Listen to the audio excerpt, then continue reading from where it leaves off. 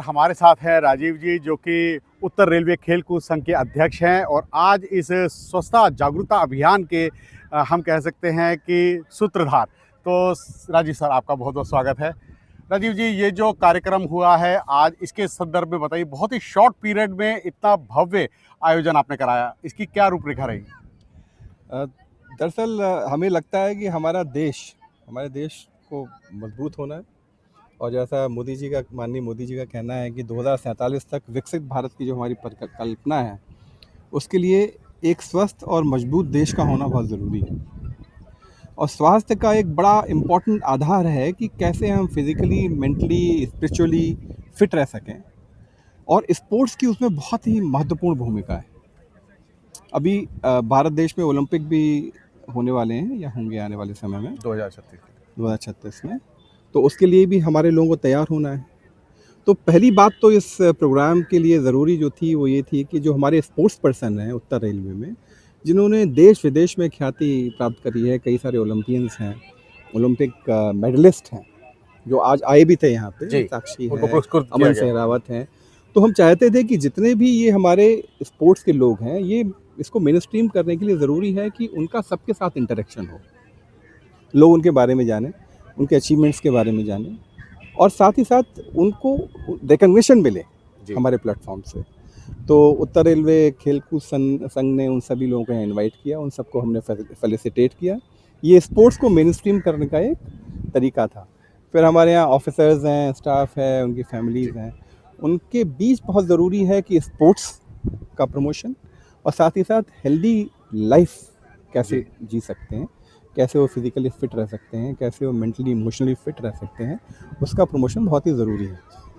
तो दूसरा जो हमारा ऑब्जेक्टिव था इसमें ये था कि कैसे हम लोगों को इन्वॉल्व करें फिज़िकल एक्टिविटीज़ में, और इस तरीके से इन्वॉल्व करें उनके सामने जितना भी हमने रेंज ऑफ एक्टिविटीज़ रखी, कि जिससे कि उनको लगे कि नहीं, ऐसा नहीं कि फ़िज़िकल एक्टिविटी का मतलब कोई बहुत ही बोरिंग चीज़ है, इसमें बहुत सारा इंटरेस्ट है। और जैसे जुम्बा कराया हमने, योगा कराया लोगों को, और टग ऑफ वॉर भी कराया, दौड़ भी कराई कई तरीके की, और कई तरीके की एक्टिविटीज़ थी, कई तरीके के, जैसे मंकी ब्रिज वगैरह बनाया गया। तो उसमें स्काउट एंड गाइड्स ने, तो इन सब लोगों को मिलाने के लिए, उनके अंदर स्पोर्ट्स के प्रति भावना जगाने के लिए और फिज़िकल फिटनेस और वेलबींग पे जोर डालने के लिए ये हमने कार्यक्रम रखा था। आप देख रहे हैं यहाँ पे मिलेट्स का हम लोग प्रमोशन कर रहे हैं। तो अब मिलेट्स एक अच्छे स्वास्थ्य के लिए, अच्छे खान पान के लिए बड़ी ज़रूरी चीज़ है। उसको भी हमने कहा कि उसको भी मेन स्ट्रीम करते हैं, उसके बारे में भी जागरूकता लोगों की पैदा करते हैं। तो कई सारे हमारे जो लोग हैं जो मिलेट्स को देश के बाहर भी भेज रहे हैं, उन लोगों को हमने बुलाया है यहाँ पे, जिससे कि वो अपने इनका प्रमोशन कर सकें, मिलेट्स का प्रमोशन कर सकें। और जो यहाँ पे तरह तरह के लोग आए, स्पोर्ट्स से डायरेक्टली जुड़े हुए लोग भी थे, इसके अलावा ऐसे लोग थे जो कि स्पोर्ट्स से इतना डायरेक्टली नहीं जुड़े हुए हैं, उन सब ने इन सब चीज़ों के बारे में देखा। तो कुल मिला के जो हमारा ऑब्जेक्टिव था, हमें लगता है कि हमने अचीव किया कि, और हमें खुशी इस बात की कि जो स्पोर्ट्स पर्सन्स हैं उन्होंने बड़ा बढ़ चढ़ के भाग लिया। और बहुत सारे जैसे ओलंपियंस हैं हमारे यहाँ पे, उन्होंने बढ़ चढ़ के भाग लिया यहाँ पे। और हमें बड़ी खुशी हुई कि जब उन्होंने इंटरेक्ट किया लोगों से, और लोगों के अंदर स्पोर्ट के प्रति जागरूकता भी बढ़ी। और साथ ही साथ ये भी खुशी हुई कि सभी एक्टिविटीज़ में आपने देखा होगा कि करीब करीब हर जो भी यहाँ पे पार्टिसिपेंट हैं, सभी ने कोशिश करी कि सारी एक्टिविटीज़ में हम पार्टिसिपेट करेंगे। हमने उन्हें गिफ्ट वगैरह भी दिए उन्हें प्रमोट करने के लिए। तो हमारा ये उद्देश्य हमें लगता है कि सफल हुआ, बहुत सारगर हुआ। ये हम कह सकते हैं कि ये गागर में सागर वाला कार्य हुआ है। जैसे माननीय प्रधानमंत्री ने कहा है कि फिटनेस का डोज आधा घंटा रोज। तो सर, आगे आने वाले समय के लिए अगर हम बात करें तो अभी राष्ट्रमंडल खेल भी आने वाले हैं और एशियन गेम्स आने वाली हैं। जिस तरीके से हमारे प्रशिक्षण शिविर चल रहे हैं, भारतीय रेलवे बढ़ चढ़कर भाग ले रही है, और 90% जो प्लेयर्स हैं वो भारतीय रेलवे ने ही इंडिया को प्रदान किए हैं। तो इसके संदर्भ में आप किस तरीके से अपना इंफ्रास्ट्रक्चर डेवलप कर रहे हैं? जैसे अभी हाल ही में पिछले हफ्ते हमने सुना भी कि पूरा इंडोर हॉल जो है ये एसी सुविधा से वातानुकूलित कर रहे हैं, तो उसके संदर्भ में थोड़ा सा ज्ञान दीजिए। हमारा प्लान बड़ा ही व्यापक है जी। पहली बात तो यह है कि जो हमारे ऐसे पोटेंशियल एथलीट्स हैं या पोटेंशियल प्लेयर्स हैं जो कि राष्ट्रमंडल खेलों में, एशियाई खेलों में या आने वाले ओलंपिक खेलों में जो अच्छा परफॉर्म कर सकते हैं, हम उन्हें सब तरीके की सुविधाएं प्रदान कर रहे हैं।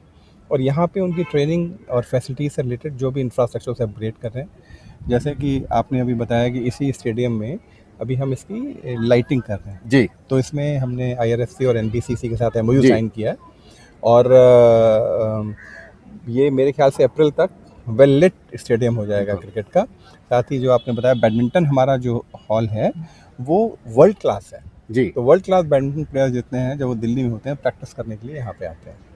और आपको ये जान के खुशी होगी उसको हम एयर कंडीशन कर रहे हैं, हालांकि ऐसा नहीं था कि वो अभी बहुत गर्म हो जाता था, वो एयर कंडीशन कर रहे हैं वो भी। एक हमारे पास बहुत बढ़िया बॉक्सिंग हॉल है, बिल्कुल। हॉल है, उसको भी हम एयर कंडीशन कर रहे हैं।